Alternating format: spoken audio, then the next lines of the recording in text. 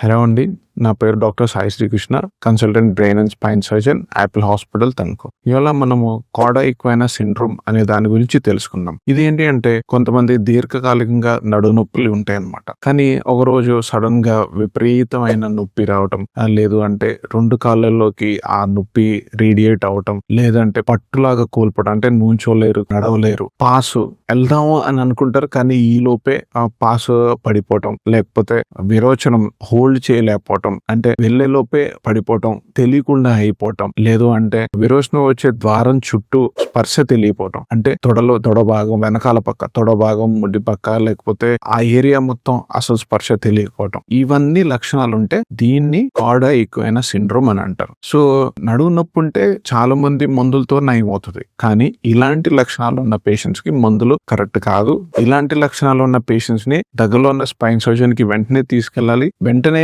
With in hours surgery చేయగలిగితే మనకి future damage అంటే ఫర్దర్ ప్రోగ్రెషన్ కూడా ప్రివెంట్ చేసే అవకాశాలు ఎక్కువ. Thank you.